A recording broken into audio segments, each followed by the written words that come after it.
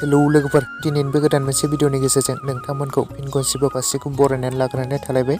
स' लोगोफोर, दिनै आं बे भिडिअनि गेजेरजों नोंथांमोननो आरबि फिल्म प्रडाक्शन थामहिनबा रिया ब्रह्म बेनारनिफ्राय दिहुनजानाय गोदानै आबुं मोनसे बर' अफिसियेल बैसागु मिउजिक भिडिअ'। स' जाय मिउजिक भिडिअ'खौ नोंथांमोना गोबाव समनिफ्रायनो नायनो होननानै जोबोरैनो एक्साइटेड जानानै दङमोन।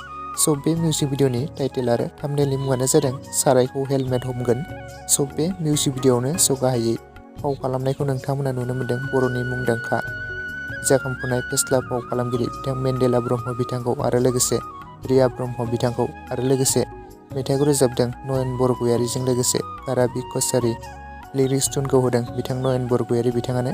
लिरिक्स टुन करिय'ग्राफखौ खालामदों पुर्न बसुमतारी। मेकआपखौ खालामदों सनाम ब्रह्म। डिअपि खालामदों जयन्त बसुमतारी। स' लोगोफोर, नोंथांमोनाथ' बे बैसागु मिउजिक भिडिअ'नि ससे क्लिप्सखौ आगोलाव गोबाङानो नुखादों आरो मिथिखादों जानांगौमोन आरो गोबाङानो नायनो थाखाय बे मिउजिक भिडिअ'खौ नायनो थाखाय एक्साइटेड जाना दंमोन। स' फाइनालि बे मिउजिक भिडिअ'खौ बावैसो रिलिज खालामनानै होबाय लोगोफोर।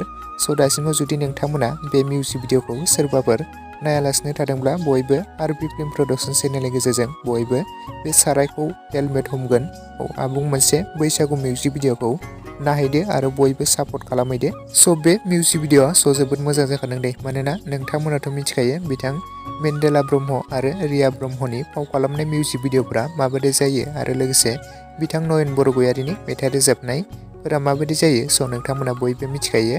स' लोगोसे आंनि दासिमनि भिडिअ आपडेटआ बेखिनियावनो। भिडिअखौ नायनानै जुदि नोंथांमोना मोजां मोनदोंब्ला लाइक खालामदो, लोगोसे चेनेलाव गोदानै फैदोंब्ला साबस्क्राइब खालामनानै खाथिनि बेल आइकनखौबो अल प्रेस खालामना लादो, जाहाथे नोंथांमोना बेफोरबायदिनो माखासे गोदान बर' सावथुन आरो एलबामफोरनि आरो फैनो गोनां माखासे बर' सावथुन आरो एलबामफोरनि भिडिअ आपडेटखौ मिथिग्रोनाय बायदि। स' थेंक्स फर वाचिं।